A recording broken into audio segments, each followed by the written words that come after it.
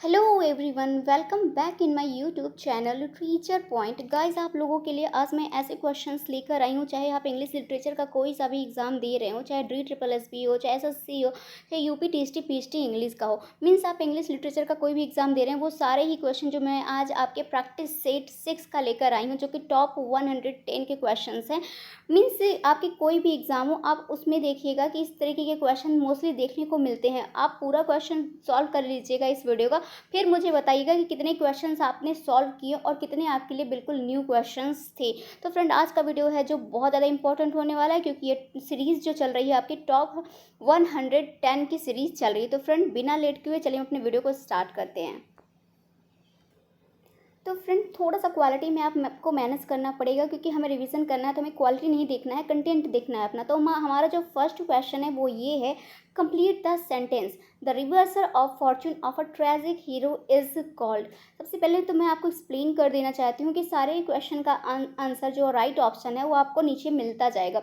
इससे क्या होगा ना कि हमारा टाइम, जो बहुत ज़्यादा प्रॉब्लम होती है कि टाइम आंसर बताने में, तो आपको तुरंत ही आंसर दिख जाएगा। अब आराम से अपना बता सकते हैं कि आपका स्कोर कितना है, मीन्स आप कितने क्वेश्चन में से कितना स्कोर आप गेन कर पाए हैं। तो हमारा फर्स्ट क्वेश्चन का ऑप्शन है E catharsis, B parrhesia, option C pastel, option D poesis. तो आपको बताना है कि राइट आंसर आपका ये वाला सही हुआ या गलत हुआ। तो फ्रेंड, जो इसका राइट आंसर है option B parrhesia is right answer. I hope आपको फर्स्ट क्वेश्चन ही अच्छा लगा होगा। नेक्स्ट हमारा सेकंड क्वेश्चन है, who quoted this lines about tragedy the plot then is the first principle and soul of tragedy and character holds the second place।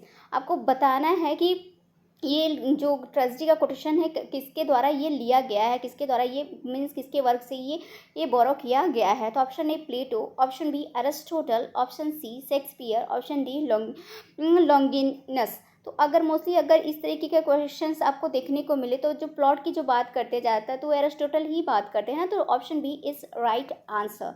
इसमें कोई सोचने वाली बात नहीं है। मोस्टली एग्जाम में इस तरह के क्वेश्चन आपके सामने आ जाए तो आप क्या करेंगे, शेक्सपियर को टिक कर देंगे, बट ऐसा नहीं करना होता। क्वेश्चन को अच्छे से पढ़ना होता है, फिर हमें ऑप्शन को, राइट ऑप्शन को टच करना होता है, उन्हीं बच्चों का सिलेक्शन होता है। क्वेश्चन नंबर 3 है friend, who defined tragedy in the following manner.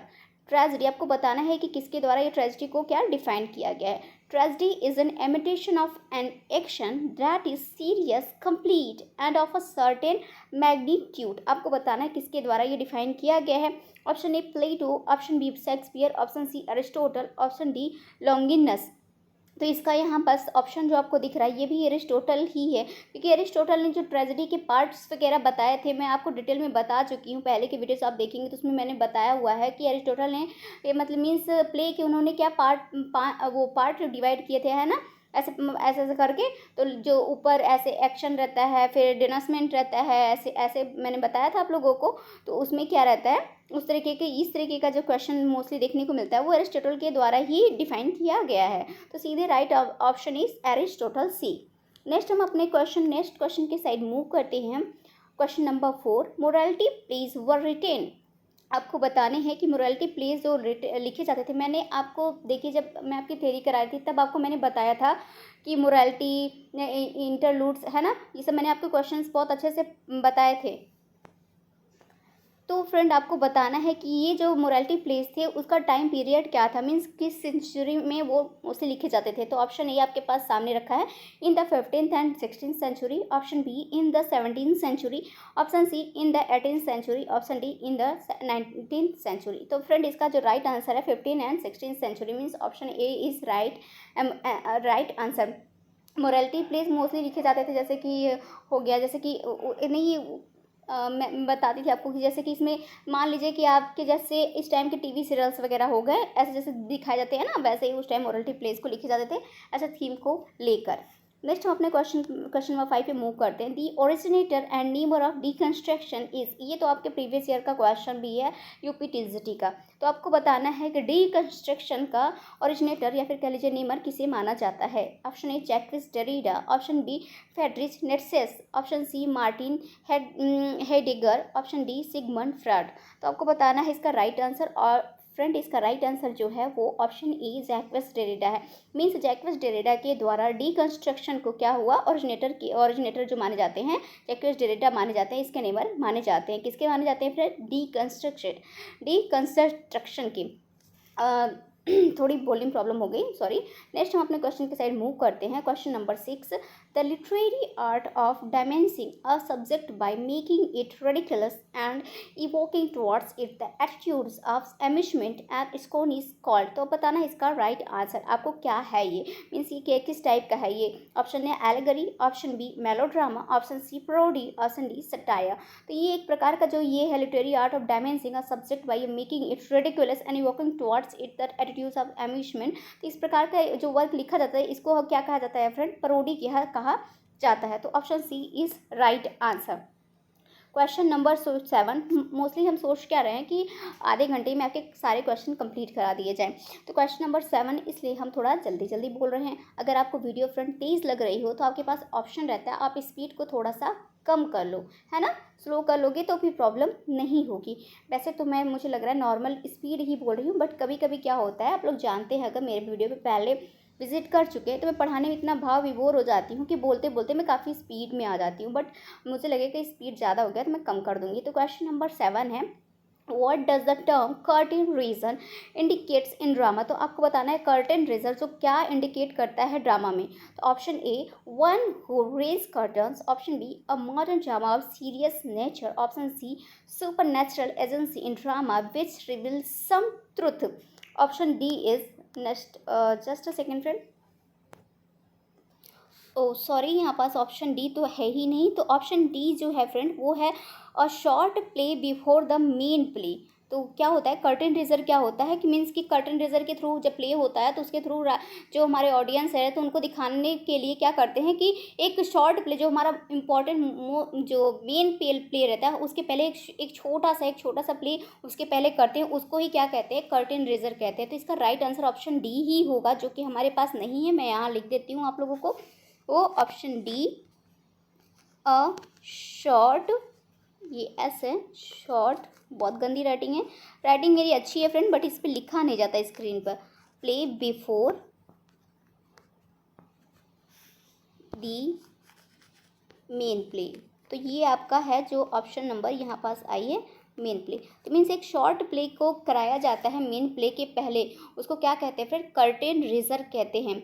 तो आई होप आप समझ पाए होंगे। और मेरी हैंड राइटिंग वाकई में अच्छी है, मैंने काफ़ी वीडियोस ऐसे बनाए हैं जिसमें मैंने खुद की हैंड राइटिंग में आप लोगों को पढ़ाया है। तो आप लोग देखे होंगे कि हैंड राइटिंग मेरी अच्छी है, बट स्क्रीन पे लिखना सबकी बस की बात नहीं होती है। तो option D is right answer. Next हम अपने क्वेश्चन के साइड मूव करते हैं। Question number 8, sorry, what is meaning of the expression avant garde? आपको बताना है कि एवेंट ग्रेड मीन्स क्या होता है, इसका मीनिंग क्या होता है। Option A unintentional attitude, option B ridiculing attitude, option C tragic conclusion, option D new writing that is innovative. तो इसका राइट आंसर जो फ्रेंड है मीन्स एवेंट गार्डे मीन्स होता है new writing that is innovative, means new writing को क्या करना है? इनोवेट करना होता है, मीन्स एवेंट गार्डे मीन्स। तो नेक्स्ट हम अपने क्वेश्चन नंबर 9 पे चलते हैं। What is stream of consciousness technique? आपको बताना है कि स्ट्रीम ऑफ कॉन्शियसनेस टेक्निक क्या है। तो option A technique which depicts the inner thoughts and feelings, option B a study relation between words and things, option C a theoretical device, option D a particular kind of knowledge. तो friend इसका जो right answer है उसका right answer है option A means technique which depicts the inner thoughts and feeling. मतलब ऐसे technique को inner stream of consciousness ऐसा कहते हैं कि जो जिस टेक्निक के द्वारा आपके जो इनर थॉट्स या फीलिंग है उसको क्या करें? डिपिक्ट कर सके, उसको क्या करें? बाहर निकाल सके, ऑडियंस को प्रेजेंट कर सके। तो उसको क्या कहते हैं फ्रेंड? स्ट्रीम ऑफ कॉन्शियसनेस कहते हैं। Next move on, next question, question number 10, another name of words Libre. ये तो रिपीटेड क्वेश्चन है, मैं प्रीवियस की प्रैक्टिस सेट में आपको करा चुकी हूँ। तो हमारा क्वेश्चन नंबर 10 है another name for words libre is. तो option A free open words, option B blank words, option C courtly words, option D none of the above. तो फ्रेंड इसका राइट आंसर बहुत ही सिंपल है और मैं आपको करा भी चुकी हूँ। फ्री इसको क्या कहते हैं, फ्री वर्ड्स भी कहते हैं या फिर ओपन वर्ड्स भी कहते हैं। मोस्टली वर्ड्स लिब्रे दे देंगे और फ्री वर्ड्स तो सभी को पता रहते हैं, बट ओपन वर्ड्स में वो कंफ्यूज हो जाते हैं। बट आपको इतना जान लेना है कि वर्ड्स लिब्रे को ही फ्री वर्ड्स भी बोलते हैं और ओपन वर्ड्स भी बोलते हैं। आई होप आज के बाद आप कंफ्यूज नहीं होंगे। नेक्स्ट हमारा क्वेश्चन आता है, question number 11। A caesura is a in a line. आपको बताना है सिजेरा किस काम में आता है। एक मतलब अगर आप कोई कोटेशन लिख रहे हैं तो सिजेरा किस काम में आता है। तो ये सिंपल सा क्वेश्चन है, सॉरी। तो question number A pause, option B sorry option A pause, option B syllable, option C strain, option D accent. तो राइट आंसर इसका पॉश है। मैंने कि मीन्स सिजोरा का यूज़ ही क्या होता है कि आप कुछ लिख रहे हैं तो उसमें पॉज लगाने के लिए जो पॉज लगता है उसमें क्या होता है, सिजोरा होता है। उसी को हम क्या कहते हैं, सिजोरा कहते हैं। एक राइटर की दुनिया में, एक प्ले की दुनिया में अगर कुछ कर रहे हैं उसमें थोड़ा सा पॉश है तो उसको राइटर जो रहते हैं उसको क्या किस नाम से बुलाते हैं, सिजोरा नाम से बुलाते हैं। I hope you are understand. Next move on, next question. What is poetic licence. Means आपको बताना है कि पोइटिक लाइसेंस क्या होता है। तो फ्रेंड ये भी रिपीटेड क्वेश्चन है, आपका गलत बिल्कुल नहीं होना चाहिए। तो ऑप्शन ए है poetry written to establish rules and regulations of versification, बिल्कुल भी गलत। Option B royal permission to write poetry, बिल्कुल गलत। पोइट्रिक लाइसेंस तो ऐसा होता ही नहीं है। Option C liberties with language and facts in poetry, बिल्कुल सही। ये सही है कि मतलब कि लाइबर्टीज़ होनी चाहिए लैंग्वेज में। मीन्स लाइबर्टीज़ और लैंग्वेज को क्या करें, फैक्ट की एक पोइट्री में मीन्स फैक्ट के साथ होना चाहिए। लाइबर्टी होनी चाहिए, लैंग्वेज होना चाहिए और फैक्ट होना चाहिए। क्या होना चाहिए, पोइट्री में ये सारी तीनों चीज़ें मतलब बहुत अच्छे से होनी चाहिए। उसको ही क्या कहते हैं, पोइटिक लाइसेंस कहते हैं। Option D poetic norms of a particular period. तो फ्रेंड जो इसका राइट आंसर है उसका राइट आंसर कहीं कुछ और नहीं, option C is right answer. Means आपका है ये वाला option. We move on next question, question number 13। The unbroken flow of thought and awareness in the waking mind is called। तो बताना है आपको कि इसका राइट आंसर क्या होगा। Means unbroken flow of thoughts, मतलब unbroken flow of thoughts and awareness in the waking mind is called. मतलब कि जल्दी से कोई थॉट आपके मन में आ जाए, कोई अवेयरनेस आ जाए तो उसको क्या कहते हैं। तो option A stream of consciousness, option B epiphany, option C negative capability, option D objective correlative. तो फ्रेंड इसका right answer stream of consciousness ही है। मीन्स हमने आपको ऊपर बताया था ना कि स्ट्रीम ऑफ कॉन्शियसनेस क्या होता है। तो मीन्स यही होता है जो यहाँ पास क्वेश्चन में लिखा हुआ है, the unbroken flow of thoughts and awareness in the waking minds is called stream of consciousness. Option A is right answer. We move on next question, question number 14। What is meant by catharsis. आपको देख के लग रहा होगा कि आज के question कितने ज़्यादा इंपॉर्टेंट है ना। मीन्स इस तरह के क्वेश्चन आ जाते हैं तो मोस्टली बुक में भी नहीं मिलते हैं कि भाई इस तरह के क्वेश्चन हम कहाँ से करें। इसलिए मैं आप लोगों के लिए आज इस तरह के क्वेश्चन ले आई हूँ। मोस्टली हम कवर करने की कोशिश करेंगे आपके क्वेश्चन ज़्यादा से ज़्यादा। तो नेक्स्ट हमारा क्वेश्चन आता है, what is meant by catharsis. तो option A tragic flaw in the antagonist, option B tragic flaw in the protagonist, option C false step taken seen dark, option D purgation of emotion of pity and fear. तो friend इसका जो right answer है, हमेशा पता है कि catharsis को क्या कहते हैं। जब मतलब ऑडियंस के अंदर आपको क्या एक इमोशंस जगाना, एक पिटी जगाना हो, वो मेन जो कैरेक्टर रहता है एक फियर जगाना। जैसे कि मैकबेथ को ले लीजिए, जब मैकबेथ का मतलब कि उसका जब एकदम उसका फ्लॉ होने लगा था, उसकी एकदम बर्बादी के टाइम एंड का हो गया था, तो क्या ऑडियंस के बीच में, ऑडियंस के जो मन था उनके में क्या था, उनके अंदर मैकबेथ के प्रति डर भी था, प्लस पिटी भी था कि बेचारे ने अपने कर्म के कारण क्या हुआ, सब कुछ खो दिया, अपनी जान तक खो दी, अपने बीवी को भी खो दिया, अपना सब कुछ पूरा साम्राज्य खो दिया है ना। तो यही है कि ऑडियंस के अंदर क्या करना है, purgation of emotion of PT and fear को जागृत करना ही कैथारसिस कहलाता है। Next question number 15। The term dystopia implies. Means आपको कहना है कि डायस्टोपिया क्या होता है, ये किस चीज़ के लिए इम्प्लाइज किया जाता है, किस चीज़ को ये कहते हैं। तो option A pleasant imagery word, option B unpleasant real word, option C pleasant real word. Next question आता है option D unpleasant imagery word. तो फ्रेंड जो डायस्टोपिया कहते हैं उसको कहते ही हैं option means unpleasant imagery word, मतलब कि कोई प्लीजेंट नहीं रहता, वो एक इमेजरी वर्ड रहता है जो कि राइटर जो है अपने वर्क में क्या करते हैं, यूज़ करते हैं। मीन्स इसको ही क्या कहते हैं, डायस्टोपिया कहते हैं। आई होप आपको समझ में आया होगा। We move on next question, question number 16। मैं बार बार बोल रही हूँ फ्रेंड, अगर आपको स्पीड तेज़ लग रही हो तो प्लीज़ आप अपना स्पीड कम कर सकते हैं, आपके पास ऑप्शन है, या फिर आप स्पीड को बढ़ाकर भी देख सकते हैं, या आपके पास ऑप्शन रहता है। यूट्यूब इतना आपको ऑप्शन देता है, इतना प्रोवाइड करता है। लोग क्या करते हैं, पेड कोर्स लेके बैठ जाते हैं, बट पढ़ना है आपको तो आपको फ्री में भी बहुत सारे मटेरियल यहाँ पास मिल जाएंगे यूट्यूब पे। ऐसा नहीं है कि आपको मिलेंगे नहीं, बट लोग क्या करते हैं कि पेड कोर्स ले लेते हैं। क्या ही ये सभी पेड कोर्स में ही पढ़ा जाता है। वहाँ पास क्या करेंगे, एक बार आपको पूरा थ्योरी दे देंगे, बस हो गया। फिर उसके बाद उनको कोई प्रैक्टिस सेट वगैरह कराना ही नहीं। प्रैक्टिस सेट वो वही अपने पेड बच्चों को भी क्या करवाएंगे, वाईटी पे ही करवाते हैं। ये चीज़ मैं कर चुकी हूँ, ले चुकी हूँ पेड कोर्स, इसलिए आपको बता रही हूँ। तो हमारा क्वेश्चन नंबर 16, अगर आपको पढ़ना है, एग्ज़ाम क्वालिफाई करना है, तो आपको यूट्यूब से भी बहुत सारे मटेरियल मिल जाएंगे। और मोस्टली मैं तो क्या करती हूँ, स्टार्टिंग से एंड तक का आपको पढ़ाती हूँ। तो क्वेश्चन नंबर 16 है, what is the theme of Plutarian novel. तो आपको बताना है कि प्लूटेरियन नॉवेल का थीम क्या होता है। तो option A aristocratic class, option B warriors की होती है, ऑप्शन सी मिडिल क्लास की होती है, या फिर ऑप्शन डी वर्किंग क्लास की होती है। ये आपका प्रीवियस ईयर का क्वेश्चन है friend.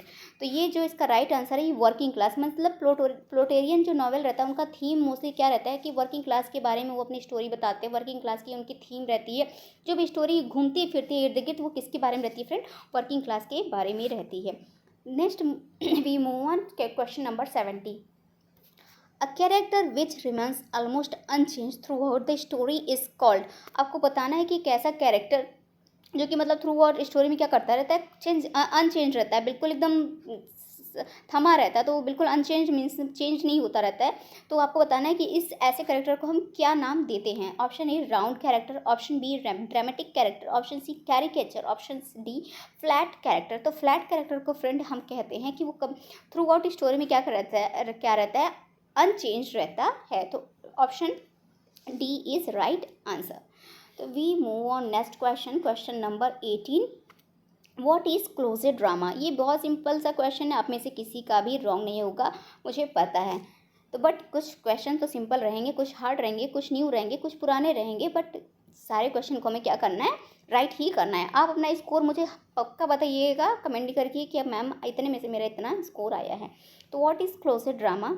Option A drama to be acted in open, option B drama to be read, option C drama to be acted indoor, option D drama to be perform in street. तो friend इसका right answer जो है, closed drama means होता है कि जो drama ऐसा लिखा जाए जो कि केवल पढ़ने के पर्पज से लिखा जाए, मीन्स उसको प्ले नहीं किया जा सकता है, उसको केवल पढ़ा जा सकता है। तो ऐसे ड्रामा को हम क्या कहते हैं, क्लोजेड ड्रामा कहते हैं। फॉर एग्जांपल आप सैमसन एगनिस्ट को देख लीजिए, जो मिल्टन के द्वारा लिखा गया है, उसको हम क्लोजेड ड्रामा ही कहते हैं। तो option B is right answer.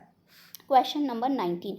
The correct term for a person of a material outlook and indifferent to culture is. तो आपको बताना है कि इसका राइट आंसर क्या होगा।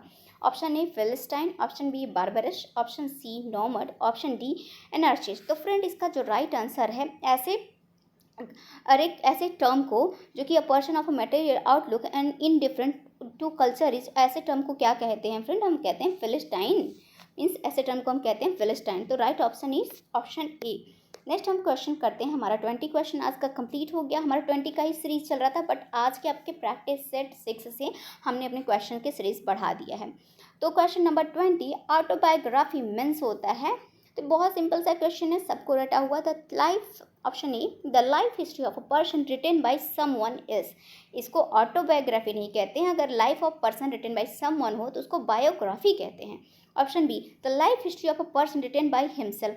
चलो ठीक है, ये माना क्योंकि यही राइट ऑप्शन ही आप देख रहे हैं, क्योंकि अगर आप खुद की स्टोरी को, अपने खुद की बायोग्राफी को खुद लिख रहे हैं तो उसको ऑटोबायोग्राफी कहते हैं। Option C the life history of a person as reflect in his writings, बिल्कुल भी गलत। Option D the life history of a person created in painting by himself. Painting की तो यहाँ बात ही नहीं हो रही, हम पढ़ रहे हैं लिटरेचर, तो इसमें पेंटिंग कहाँ से आ गई। तो option B is right answer, है ना फ्रेंड। बिल्कुल सिंपल सा क्वेश्चन था। मीन्स अगर खुद के द्वारा लिखा जाए तो उसको ऑटोबायोग्राफी कहते हैं, बट अगर किसी के जीवनी को किसी और के द्वारा लिखी जाए तो उसको बायोग्राफी कहते हैं। कन्फ्यूज नहीं होना है, बिल्कुल क्लियरिटी के साथ एग्जाम में जाना है। Question number 21, myth comes from Greek mythos signifying. तो आपको बताना है कि जो मीथ हुआ है ग्रीक के द्वारा आया है, ग्रीक के माइथोस से आया है, तो इसका मतलब क्या होता है। Option A imagination, option B children stories, option C a story plot true और invented, option D characters from the past. तो आपको बताना है सबसे पहले तो यहाँ पर देखिए दो क्वेश्चन आपका ये बन गया कि मीथ जो आया है कहाँ से आया, ग्रीक से आया है। और दूसरा क्वेश्चन ये है कि मीथ जो वर्ड है कहाँ, इसका मीन्स क्या होता है, मीन्स माइथोस वर्ड से ये मीथ बना है और कहाँ का ओरिजिनेटर है फ्रेंड, ग्रीक का है, सॉरी ग्रीक का है। जस्ट अ सेकेंड, टाइम दिख रहा है। तो इसका राइट आंसर भी होगा सी, अ स्टोरी प्लॉट ट्रू और इन्वेंटेड। मीन्स एक स्टोरी या प्लॉट को चाहे वो ट्रू रहे चाहे इन्वेंटेड रहे, क्रिएट करना ही क्या कहलाता है, मिथिकल स्टोरी कहा जाता है। मैंने आपको बताया था ये चीज़। Option question number 22 denouement is related to. तो मैंने आपको बताया कि डिनोसमेंट क्या होता है।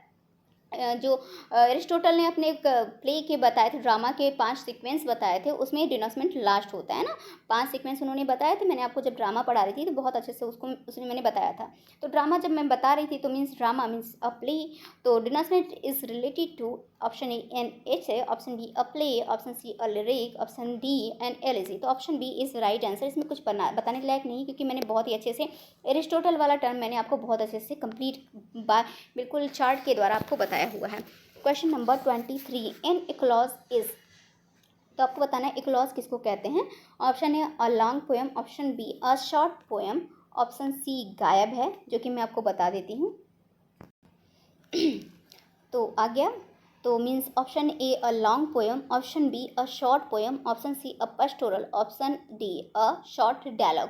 तो जो फ्रेंड इकोलॉग होता है वो क्या होता है, एक पेस्टोरल क्या होता है, एक पेस्टोरल थीम को ही क्या कहते हैं, इकोलॉग कहते हैं। पेस्टोरल मैंने बताया था, जैसे कि गांव की आबादी या फिर कहें कि भेड़ बकरियाँ चराने वाले वगैरह होते हैं ना, तो उन सबको क्या कहते हैं कि क्या वो पेस्टोरल थीम के बेस पे वो लिखी जाती है, तो उसको हम क्या कहते हैं, इकोलॉग कहते हैं। तो हम मूव करते हैं अपने नेक्स्ट क्वेश्चन पे। Question number 24 a sudden and ridiculous descent from the exalted to the commonplace and ordinary, especially when a writer is striving for the novel or pathetic achieves the ludicrous, is best expressed by the term। तो आपको बताना है किस में का लिया गया है। तो फ्रेंड इसका जो राइट आंसर है पैथोस है।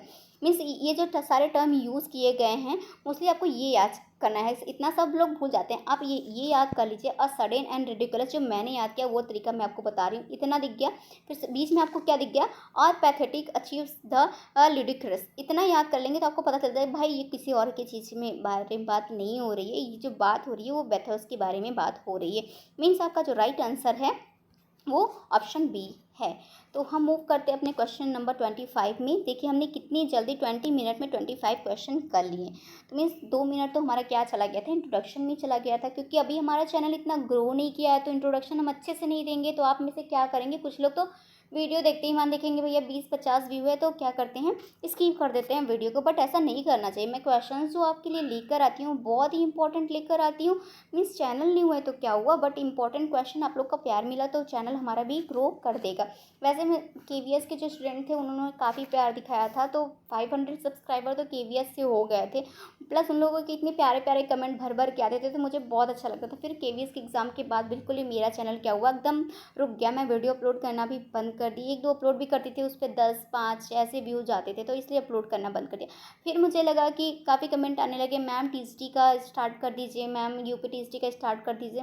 फिर कोई कह रहा है मैम MP का स्टार्ट कर दीजिए, कोई कह रहा है मैम SSC का स्टार्ट कर दीजिए। तो मैंने कहा एक क्या काम करती हूँ, मैं एक कंबाइंड वीडियो बनाती हूँ जिसमें सारे क्वेश्चन लिटरेचर के जैसे चाहे जो कोर्स वो कर रहे हैं सारे क्वेश्चन उनको मिल जाए, मीन्स सबके लिए ये बेनिफिट्स रह सके। तो आई होप आपको भी आज का क्वेश्चंस पसंद आ रहे होंगे और आप मेरे चैनल को सपोर्ट भी करेंगे।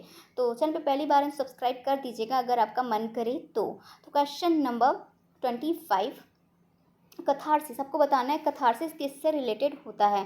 तो option A is related to tragedy, option B is related to comedy, option C is related to sonneteering, option D is related to farce. तो फ्रेंड इसका राइट आंसर है कथारसिस। मीन्स मैंने बताया ना कि ट्रेजेडी से रिलेटेड होता है, ये भी इन्होंने बताया था अरिस्टोटल ने। तो option A is right answer. Pen क्यों नहीं चल रहा है मेरा, ये means option A is right answer, is related to tragedy.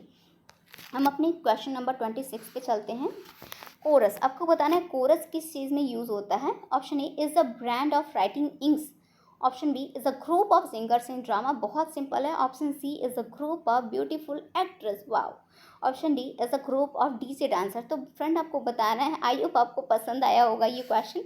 और ऑप्शन तो महालाजवाब, is a group of DJ dancer, but ये गलत है फ्रेंड, ऐसा कुछ भी नहीं। इसका जो राइट आंसर है वो है option B is a group of singers in drama. Means chorus के थ्रू जो राइटर रहते थे हमारे, क्या करते थे कि ड्रामा में क्या होने वाला है उसके थ्रू वो एक छोटा सा कोरस मीन्स सिंगर्स का ग्रुप बनाते थे, और ड्रामा में क्या होने वाला है, क्या होगा, क्या हो चुका है, जो वो प्ले नहीं कर सकते थे वो कोरस के माध्यम से ऑडियंस को बता देते थे। मतलब गाना गा के वो कोरस के माध्यम से ऑडियंस को बता देते थे। तो आई होप आपको समझ में आ गया कि what is chorus, is a group of singers in drama. तो option B is right answer. Next हमारा क्वेश्चन आता है question number 27। Comic relief implies, आपको बताना है कि कॉमिक रिलीफ जो है इम्प्लाइज किया जाता है कहाँ पर। तो option A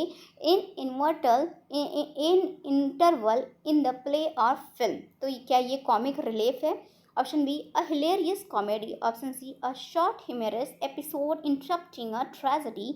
option D the effect of catharsis. बिल्कुल भी नहीं, कॉमिक रिलीफ में कथारसिस कहाँ आ गया, कथारसिस मीन्स सैड फीलिंग हो गया ना।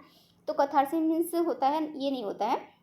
मीन्स कथारसिस मीन्स जो मीन्स उसको जानना होता है कि जो मेन कैरेक्टर रहता है उसको जानना है, हाँ भाई कथारसिस का फिर टाइम आ गया है।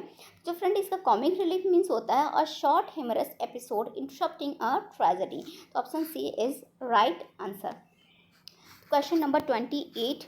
बीट राइटर्स, आपको बताना है कि बीट राइटर्स की जो टाइम पीरियड था वो कब था। आजकल ये क्वेश्चन बहुत प्रचलित है। तो option A wrote in the 1915 century, wrote in the 1914 century. Option C wrote in the 1960 century. Option D wrote in the 1980 century. तो option A is right answer. जो वो 1950 सेंचुरी के जो राइटर थे उनको ही क्या कहा जाता था, बीट राइटर कहा जाता था। Option A is right answer. Question number 29। What is soliloquy, तो बताना है आपको कि सोलोलॉग किसको कहते हैं। Option A an actor secret thought uttered aloud. Option B secret speech. Option C an actor's speech not to be heard by audience. Option D an actor's speech meant for the other character also. But इसका right answer है friend option A, क्योंकि आप सभी को पता है what is soliloquy, तो क्या इसको डिफिनेशन क्या देना, सभी को पता है कि भाई मीन्स कि जो मेन जो ये सोलोलॉग कर रहा है वो ऐसा मीन्स बोले कि सामने वाला ऑडियंस भी सुन सके, है ना। तो लाउडली क्या थॉट रहता है बट वो लाउडली सोचता है। तो question number 13। Persona tone and voice reflect in the recent criticism, तो आपको बताना है इसका राइट ऑप्शन क्या है।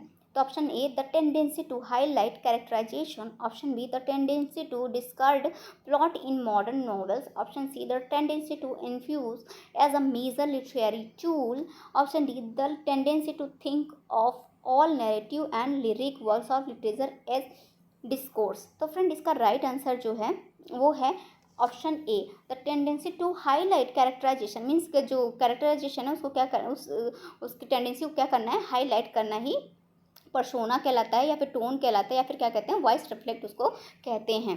तो नेक्स्ट हमारा क्वेश्चन आता है question number 31। He resembles the animal that browse on thistles is an example of, तो बताना है कि ये जो लाइन है वो किसका एग्जाम्पल है। तो option A tautology. Option B periphrasis. Option C onomatopoeic बोलते हैं या फिर पोइक बोलते हैं। ऑप्शन आप प्रोनाउंसिएशन अच्छे से कर लीजिएगा। Option D litotes. तो फ्रेंड इसका जो राइट आंसर है वो पेरीफ्रेसिस है। Means option B is right answer. Next हम मूव करते हैं अपने नेक्स्ट क्वेश्चन के साइड, और क्वेश्चन नंबर 32। थोड़ा सा इतना ठीक है। तो who among the following was the first poet laureate officially appointed by the British sovereign. आपको बताना है ऑफिशियली जो फर्स्ट पोएट लॉरेट बनाए गए थे वो किसको बनाया गया था, ब्रिटिश सवर्जन के द्वारा। तो option A Ben Jonson. Option B Robert Southey. Option C Dryden. Option D Wordsworth. तो फ्रेंड इसका जो राइट आंसर है वो ड्राइडेन। मीन्स ड्राइडेन को officially first time poet laureate officially appoint किया गया था ब्रिटिश सवर्जियंस के द्वारा। तो आई होप आपको ये चीज़ पता चल गया होगा। तो क्वेश्चन नंबर हमारा आता है, sorry just a second, question number 33। पानी प्यास लग गया है बोलते बोलते, बट कोई नहीं, हम क्रॉस कर लेंगे 50 फिर हम पानी पियेंगे। तो question number 33, the fall of in 1453 marks the beginning of renaissance in Europe. तो इसका राइट आंसर आपको बताना है। द फॉल ऑफ मीन्स किस चीज़ का फॉल हुआ था इन 1453 में, रेनेसांस के क्या बिगिनिंग के टाइम इन यूरोप में। तो option A Bastille, option B the Roman Empire, option C the Spanish Armada, option D Constantinople. तो आपको बताना है इसका राइट आंसर। तो इसका जो राइट आंसर है फ्रेंड, इसका राइट आंसर ही ऑप्शन डी है, means the fall of Constantinople in 1453 marks the beginning of renaissance in Europe. तो क्वेश्चन नंबर 33 का ही होगा आंसर, आपको समझ में आया होगा। Question number 34, who is known is the poets poet. आपको मतलब किसको जाना जाता है पोएट्स पोएट के नाम में, मतलब कि पोएट्स के भी पोएट्स माने जाते हैं, कौन माने जाते हैं वो। तो क्वेश्चन नंबर ये सिंपल है।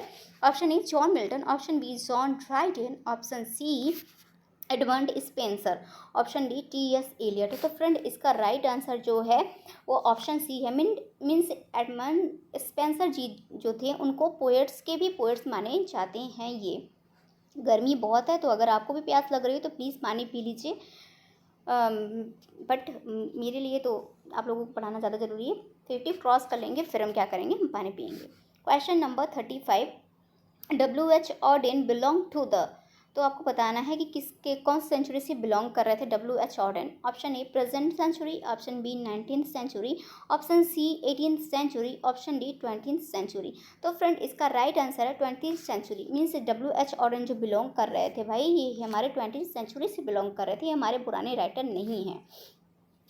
तो question number 36, the globe theatre was burn down in. तो आपको बताना है कि जो ग्लोब थिएटर बर्न डाउन हुआ था वो कौन से ईयर में हुआ था। तो फ्रेंड इसका राइट आंसर है क्वेश्चन नंबर, ये बहुत बताने की क्या ज़रूरत है, आप लोगों को पता है कि 1613 में इसको क्या मतलब पूरा ये आग लग गई थी इस ग्लोब थिएटर में, और एक साल बाद 1640 में इसको क्या कर लिया गया था, फिर से नया बना लिया गया था, मीन्स रिबिल्ड कर लिया गया था 1614 में। तो क्वेश्चन नंबर इस 36 का राइट ऑप्शन है सी। तो हमारा क्वेश्चन नंबर 37 आता है, who among the following writers has not won the Nobel prize. तो आपको बताना है इन चारों राइटर में से किसने नोबल प्राइज़ नहीं जीता है। तो option A T S. Eliot, option B Mulk Raj Anand, option C William Faulkner, option D Ernest Hemingway. वैसे तो मुल्क राज आनंद को बहुत सारे प्राइज़ मिले हैं बट उनको नोबल प्राइज़ से ये बेचारे वंचित रह गए थे, means option B is right answer. Question number 38, chronicle plays were popular in. Means बताना है आपको कि जो क्रॉनिकल प्लेज लिखे जाते थे मोस्टली वो कौन से सेंचुरी में लिखे जाते थे। तो option A 19th century, option B 18th century, option C 17th century, option D 16th century. तो फ्रेंड आप जानते हैं कि विलियम शेक्सपियर 16th सेंचुरी से बिलोंग करते थे और उनके मोस्टली जो वर्क देख रहे थे आप, चाहे मीन्स कि रिचर्ड सब फर्स्ट सेकेंड थर्ड ऐसे करके जो उन्होंने लिखे हैं, रिचर्ड थर्ड है ना, रिचर्ड थर्ड फोर्थ है, और किंग हेनरी, तो ये सब क्या थे, क्रॉनिकल प्लेस थे माने जाते हैं। तो वो आप ऐसे भी टिक कर सकते हैं कि वो विलियम शेक्सपियर 16th सेंचुरी से बिलोंग करते थे। तो जो क्रॉनिकल प्लेस लिखे जाते थे उस टाइम जो पॉपुलर हुए थे वो 16th सेंचुरी में मोस्टली पॉपुलर हुए थे। तो हम क्वेश्चन मूव करते हैं 39 के side. Robert browning is famous for his.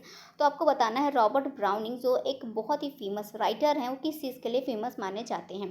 Option A novels, option B short stories, option C dramatic monologues, option D plays.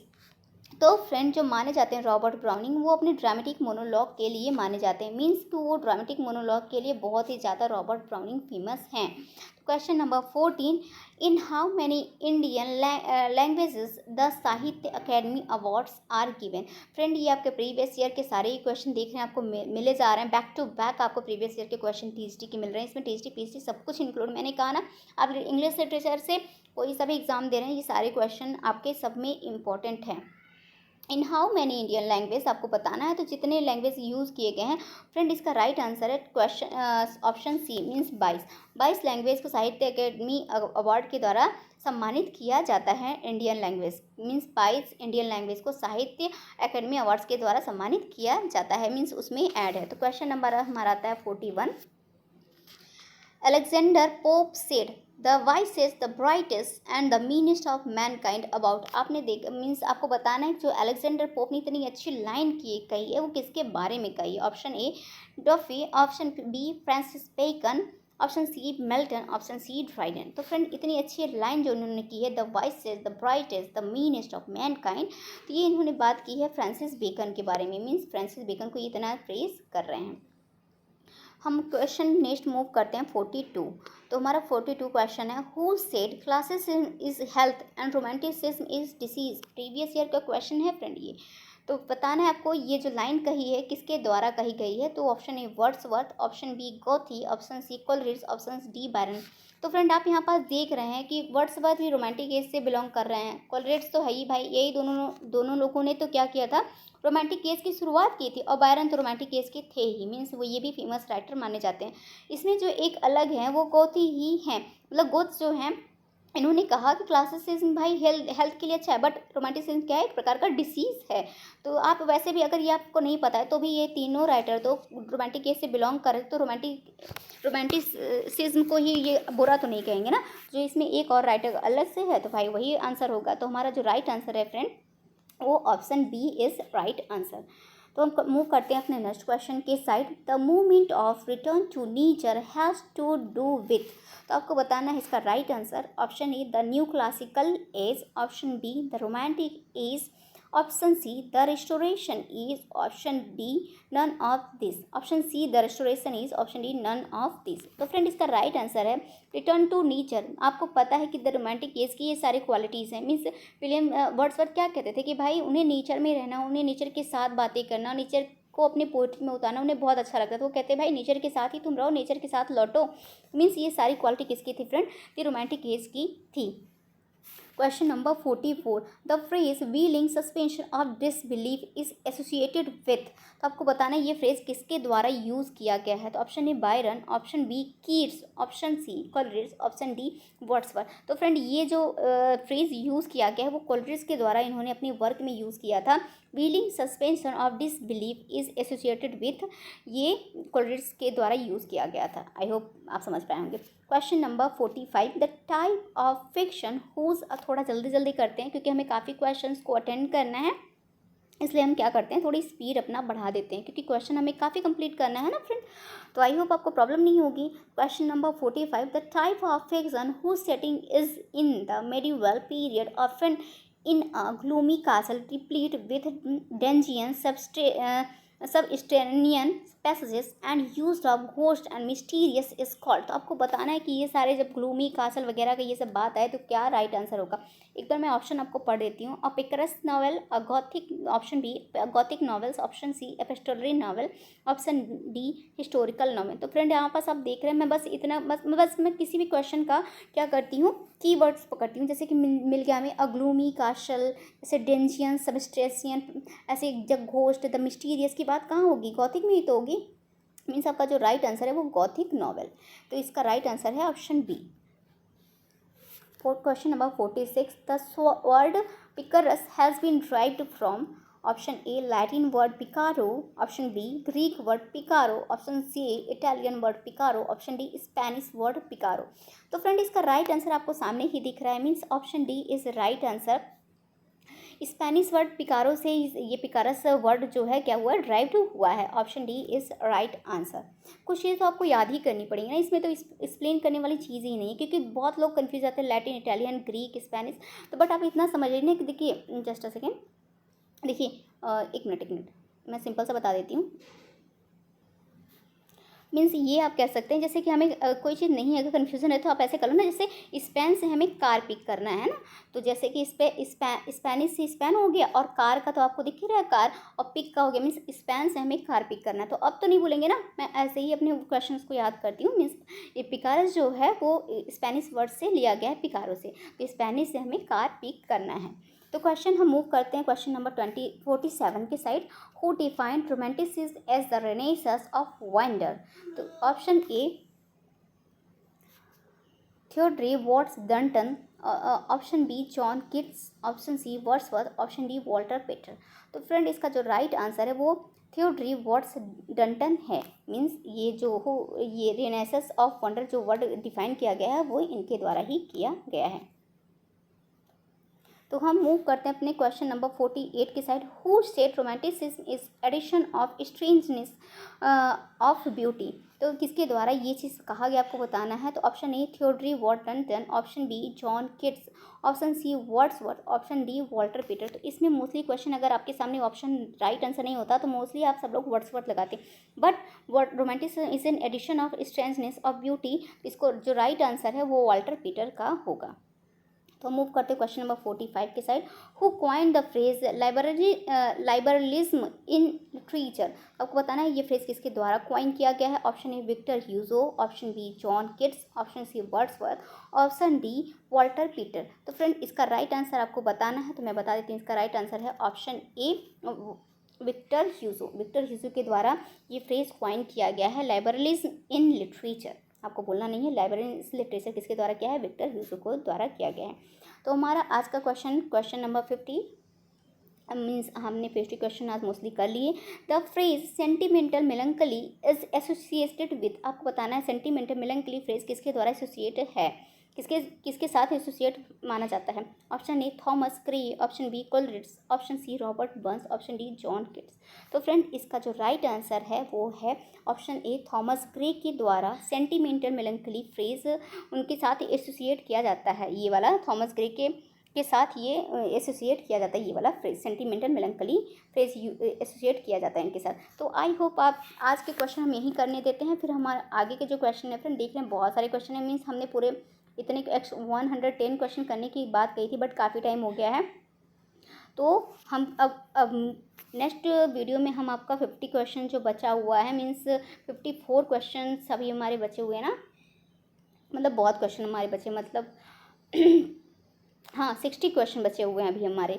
तो 60 क्वेश्चन को हम नेक्स्ट वीडियो में कंप्लीट कर लेंगे उसको। आई होप आप आज का वीडियो आपको अच्छा लगा होगा और वीडियो पढ़ाने का तरीका भी अच्छा लगा होगा।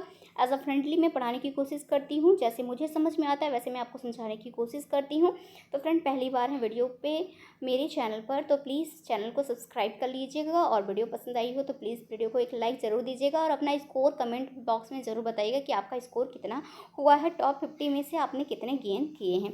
तो बाय बाय फ्रेंड्स, मिलते हैं नेक्स्ट वीडियो में। Please subscribe my channel. Thank you so much, bye.